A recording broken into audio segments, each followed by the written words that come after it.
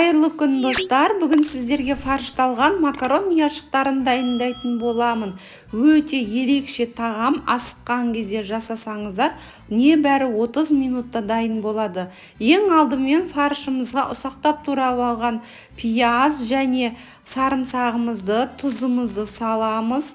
Дәмдеуіштерімізді қосып аламыз. Дәмді паприка, қара бұрышымызды саламыз және горошығымызды дәміне қарай салып, және укроп қоссаңыздар болады. Мен укроп қостым. Қалауларыңыз бойынша дәмдеуіштерді қосып, жақсылап қолымыздың көмегімен араластырып аламыз.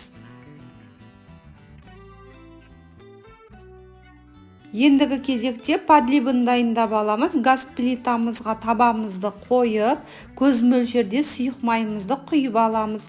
Содан соң ұсақтап турап алған пиязымызды салып, қызарғанша қуырып аламыз. Пиязды қызартып қуырып алдық. Ендігі кезекте сәбізімізді салып, 2-3 минут көлемінде қуырып аламыз. Дәміне қарай қара бұрыш, тұз, паприка қосып, араластырып аламыз. Өздеріңіздің қалауларыңыз бойынша дәмдеуіш қоссаңыздар болады. Томат немесе помидор, кетчуп қоссаңыздар болады.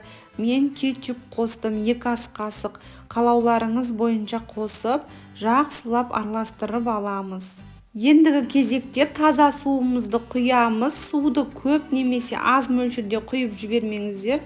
Орташа көлемде макарон ұяшықтары жауып тұратындай етіп су құйып, қақпағын жауып, 5 минут көлемінде бұқтырып қоямыз.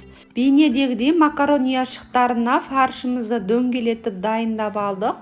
Бір келкі қылып орналастырып шығамыз.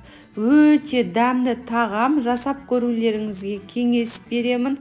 Асыққан кезде жасай салатын өте дәмді тағам, балдардың сүйікті асы деп айта аламын.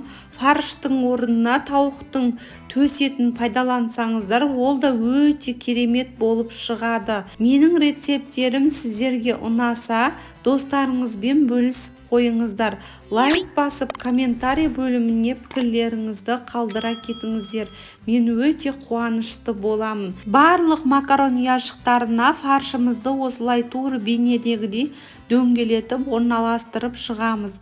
Ендігі кезекте формамызға алдын ала дайындап алған подливымызды құйып, макарон ұяшықтарын бір келкі қылып орналастырып шығамыз.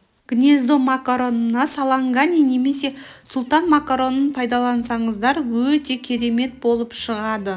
Макарон ұяшықтарын піспей қалады деп қорықпаңыздар, өте керемет болып пісіп шығады.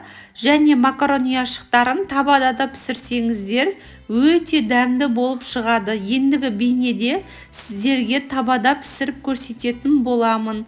Ендігі кезекте қызып тұрған пеште 180 градуста 30-35 минут пісіріп аламыз.